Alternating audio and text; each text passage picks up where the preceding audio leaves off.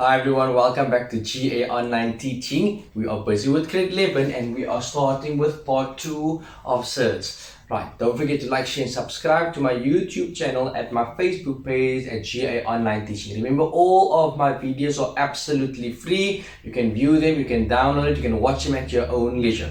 Okay, so let's begin. Now, I'm still busy with the simplification of Surds. I'm going to include fractions in these two examples that will follow. So, remember, what is the first thing that you need to do? You need to find or identify where does my square root lie and find the factors of that number. One of those factors needs to be a perfect square.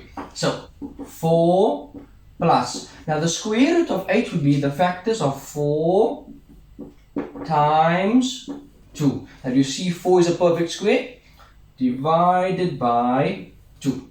Let's go further. Before I do any calculation, remember, these two terms are unlike.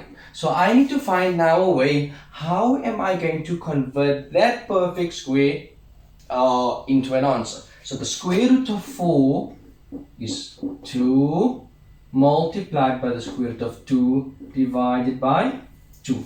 Now remember, whenever I get at the end of any fraction, what's the one thing you need to do? Make sure that the fraction is in its most simplest form. Right, notice how that 2 is divisible by 4 as well as 2 square root of 2. So if I divide this way, the answer is 2. If I divide this way, the 2's, they would divide out to make 1, and I don't really need to write the 1, plus the square root of 2. Now, can I add these two values together? The answer would be no, because they are unlike terms of one another. Had this been a square root, yes, I have no problem. But because they are both unlike, therefore I leave it as is. That is its most simplest form.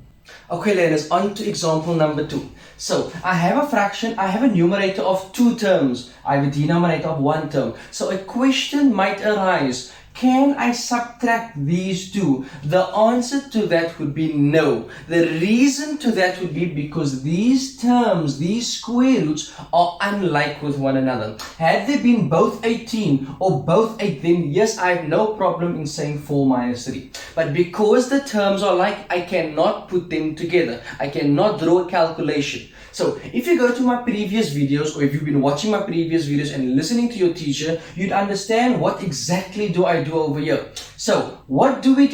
We need to make sure we find the factors of 18, 50, and 8. One of those factors has to be a perfect square. So, the factors of 18 are square root of 9 multiplied by the square root of 2. Minus 3. The factors of 8 are the square root of 4 multiplied by the square root of 2. Notice I see something over there. Right. The square root of 50 is the square root of 25 multiplied by the square root of 2. Notice 2, 2, 2. Okay, I see something. Before I can literally concentrate on that, I need to make sure that I find these answers over here. So I'm going to do each step. You are able to skip steps.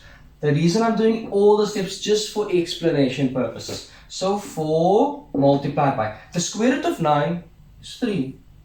The square root of 2, not a perfect square, so I'll write it down. Minus square root of 4 is 2. Multiplied by the square root of 2. The square root of 25 is 5 multiplied by the square root of 2. Now, do I first subtract over here or first those answers? Reason being, BODMAS always. BODMAS tells me I need to multiply before I can subtract. So those two over there, 12 square root of 2 minus 6 square root of 2. Divided by 5 square root of 2. Now notice that square root of 2, that square root of 2, what do I notice? That they are like terms of one another. And when I have like terms in surds, I simply write down the particular surd and I say the coefficients of them, subtract them or add them. So 12 minus 6 is 6. Divided by, there's nothing I can do with that denominator just yet. So I just write it down. Okay, now what do I do at the end of every single fraction? I make sure that it is in its simplest form. Right, so look at 5 over 6, that's fine, that is most simplest form. Right, what about the square root of 2 divided by square root of 2? Let me ask you a question. What is 2 divided by 2? 1. 3 divided by 3? 1. 100 divided by 100? 1. You see where I'm going with this? If I say x divided by x, answer is 1. Y divided by y, answer is 1. So what do you notice? If I take one thing, one value, divided by the same thing, I should get an answer of 1. The square root of 2 divided by the square root of 2. So I make 1, and do I need to write 1? No, because anything multiplied by 1 would stay exactly the same. Right, I hope you learned something today.